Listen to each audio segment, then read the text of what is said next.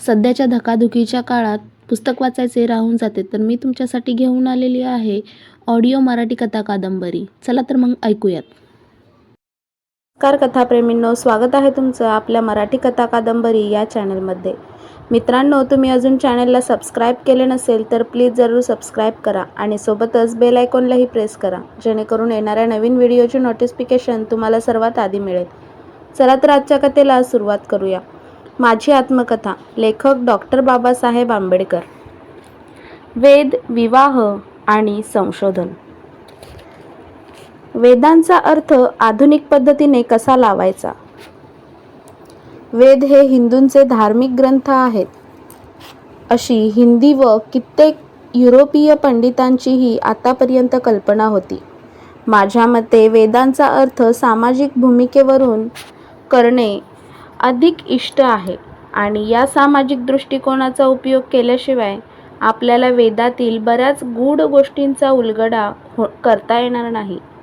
त्याचप्रमाणे ब्राह्मण किंवा उपाध्याय वर्ग फक्त 3च वेद खरे आहेत असे मानित आले आहेत, म्हणजे ऋग्वेद, यजुर्वेद व सामवेद हेच त्यांच्या मते खरे वेद. अर्थवेद वेदच नव्हे असे त्यांचे मत होते. म्हणून त्यांनी अर्थवेदाला कधीच महत्त्व दिले नाही, कारण अर्थवेदात फक्त जारण मारण व मांत्रिक विद्या हे विषयच हाताळले आहेत असेही त्यांचे मत होते. आमच्या जीवनाचा समाजवादाच्या दृष्टीने विचार करण्याची आवश्यकता आता आपल्याला पटली आहे. हिंदू विवाह पद्धतीबद्दल तुम्ही विचारले म्हणून सांगतो. या विवाह पद्धतीमध्ये सप्तपदी आहेत, लाजा होम आहे. या दोन्ही गोष्टींचा खरा अर्थ काय आहे? सप्तपदी पूर्ण झाल्याशिवाय वधूवरांचा विवाह कायद्याच्या दृष्टीने पूर्ण झाला नाही असे आपण मानित आलो आहोत. का बरे? आता यामध्ये समाजवादाचा प्रश्न कसा येतो असे तुम्ही विचाराल. या लाजा होम व सप्तपदी या विधींमध्ये बराच मोठा इतिहास दडून बसलेला आहे आणि तो इतिहास उकलून पाहत असताना समाजवादाकडे पाहणे स्वाभाविकच आहे. प्राचीन जगामध्ये आणि मुख्यतः हिंदुस्थानात सुद्धा मिरासदारी पद्धती फारच प्राचीन काळापासून चालत आली होती. या मिरासदारी पद्धतीचे संपूर्ण संशोधन केल्यास एक भला मोठा ग्रंथ निर्माण होईल. लाजा होम विधी म्हणजे एखाद्या वधूला तिच्यासाठी योजलेल्या वराशी लग्न करण्यास मिरासदारी पद्धतीप्रमाणे मालकाकडून परवानगी मिळवावी लागे. ही परवानगी मिळवण्यासाठी बऱ्याचशा गोष्टी साध्य करण्यासाठी आम्हामध्ये पूर्वी चाल होती. त्यापैकी पहिली अट म्हणजे वधूचा पहिला उपभोग घेण्याचा मालकाचा हक्क असे. हा हक्क अजून काही विशिक्षित हिंदू समाजात प्रस्थापित असलेल्या आपल्याला माहीत आहे. या ठिकाणी तुम्हापैकी कोणीतरी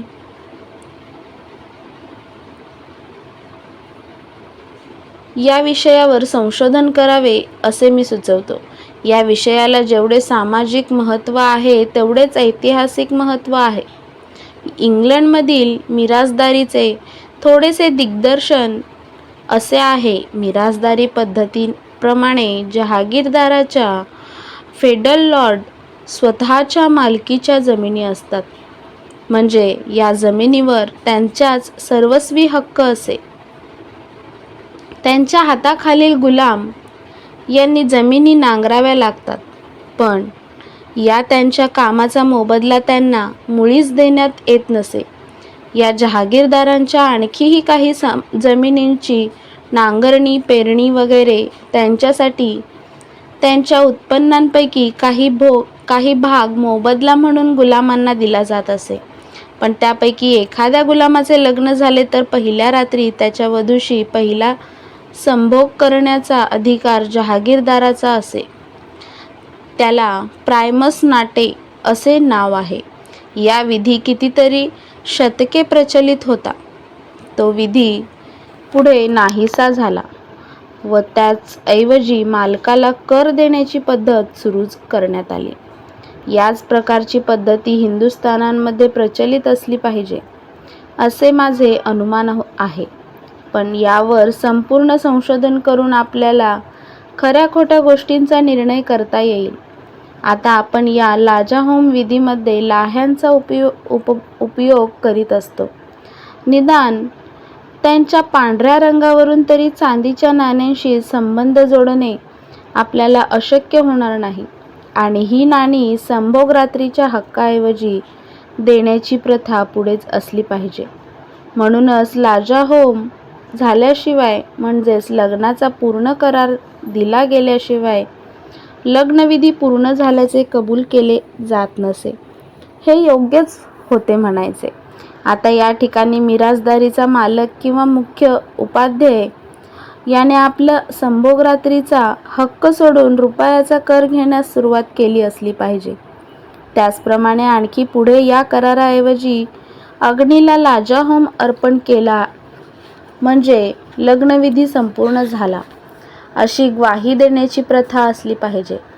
लग्नविधीतील जो सामाजिक महत्त्वाचा विभाग मी तुम्हाला सांगितला त्याचे कोणीतरी उत्तम संशोधन करून संगोपन विचार जगापुढे मांडावेत अशी माझी तुम्हाला सूचना आहे. टिळकांचे Arctic home in the Vedas याविषयी डॉक्टर बोलू लागले. खरोखरी टिळकांचे संशोधन फार महत्त्वाचे आहे. या त्यांच्या संशोधनाला याहीपेक्षा जास्त महत्त्व प्राप्त झाले असते जर टिळकांनी हिंदुस्थानामध्ये आर्य लोक व एकाच वेळी न येता अनेक युगात आले असे सिद्ध केले असते तर. आता हे आयर्न लोक निरनिराळ्या 2 युगात हिंदुस्थानात आले. हे आपण कसे शोधून काढायचे असा कोणीही प्रश्न विचारेल. हे 2 भिन्न भिन्न युगात आलेले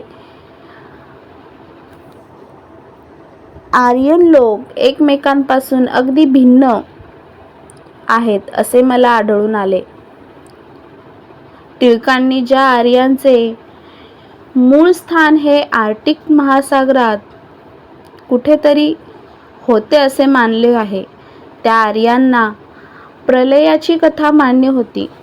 हीच कथा युद्धांच्या टालमुडमध्ये व ख्रिस्तांच्या बायबलमध्येही वर्णन केलेली आहे. पण आर्यांचा आणखी एक असा वर्ग असलेला आढळून येतो की त्यांना ही प्रलयाची कथा मंजूर नव्हती किंवा त्यांनी ती माहीतही नव्हती, कारण त्यांच्या पुराणात तरी त्याविषयी उल्लेख असलेला कोठेही आढळून येत नाही. मनूला ही प्रलयाची कथा मंजूर आहे, पण म्हणून माझ्या दृष्टीने ज्या आर्यांच्या पुराण ग्रंथात प्रलयाची कथा आढळून येते त्या आर्यांपैकीच हा एक मनू एक असला पाहिजे हे सिद्ध होते. अर्थात हा प्रलय झाला तो आर्किट विभागात झाला असला पाहिजे व या आर्यांचे मूळ स्थान म्हणजे आर्किट विभाग असला पाहिजे. हे कोणालाही मंजूर करता येईल. पण ज्या आर्यन लोकांना ही प्रलयाची कथा माहीत नव्हती त्यांचे मूळ स्थान कोठे असले पाहिजे हाही एक प्रश्न उत्पन्न होतोच. त्यांचे सुद्धा संशोधन व्हावयास हवे. पुढे आपल्याला असेही आढळून येते की या 2 आर्यांच्या आपापसात लढाया पण झाल्या. त्यातल्या काही आर्यांनी आदिवासींशी मैत्री संपादली व त्यांच्यापैकी त्यांच्या सहाय्याने आर्यांच्या दुसऱ्या टोळीचा पूर्णपणे पराभव केला किंवा कधीकधी त्यांच्याकडून पराभूत झाले. या विषयाचे संशोधन करण्यासाठी ध्येयनिष्ठ वृत्तीचे प्राध्यापक आपल्या देशात तयार व्हायला पाहिजेत. मित्रांनो, तुम्हाला ही कथा आवडल्यास व्हिडिओला लाईक करा, शेअर करा आणि चॅनेलला सबस्क्राईब करा. धन्यवाद.